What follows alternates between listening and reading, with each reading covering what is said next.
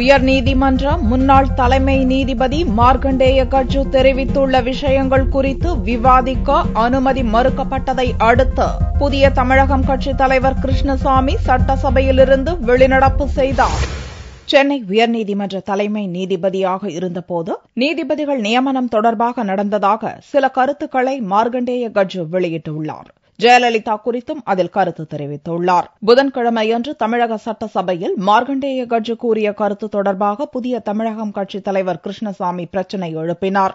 ஆனால் தனக்கு வாய்ப்பளிக்கவில்லை என்று கூறி அவர் வெளிநடப்பு செய்தார். உச்சநீதிமன்றத்திற்கு நீதிபதியாக சென்ற கட்ஜு என்பவர் தான் பதவி வகித்த 7 ஆண்டு காலத்திற்கு பிறகு அந்த நீதிபதியை பற்றி தனது வலைதளத்தில் குறிப்பிட்ட கருத்து குறித்து இன்று அவையிலே நான் பிரச்சனை எழுப்ப விரும்பினேன்.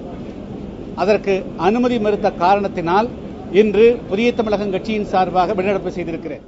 கடந்த 10ஆம் தேதி துவங்கிய தமிழக பட்ஜெட் கூட்டத்தொடரிலிருந்து 11ஆம் தேதி 17, 18 மற்றும் 22ஆம் தேதி என்று 4 முறை திமுக எம்எல்ஏக்கள் வெளியேற்றப்பட்டனர். இதையடுத்து கூட்டத்தொடர் முழுவதும் இடைநீக்கம் செய்வதாக சபாநாயகர் தனபால் அறிவித்தார். இதைத் தொடர்ந்து செவ்வாயன்று இரவு திமுக தலைமையகத்தில் எம்எல்ஏக்கள் கூட்டம் நடந்தது. இடைநீக்கம் செய்யப்பட்டதை சுட்டிக்காட்டி தமிழக சட்டசபையில் ஜனநாயகம் படும் பாடு எனும் தலைப்பில் மாவட்ட தலைநகரங்களில் கண்டன கூட்டம் நடத்துவதென தீர்மானிக்கப்பட்டது. இதன்படி 31ஆம் தேதி சென்னையில் திமுக தலைவர் கருணாநிதி தலைமையிலும் பிற மாவட்டங்களில் ஆகஸ்ட் 1 மற்றும் 2ஆம் தேதிகளில் கண்டன கூட்டம் நடத்துவதெனவும் தீர்மானிக்கப்பட்டுள்ளது.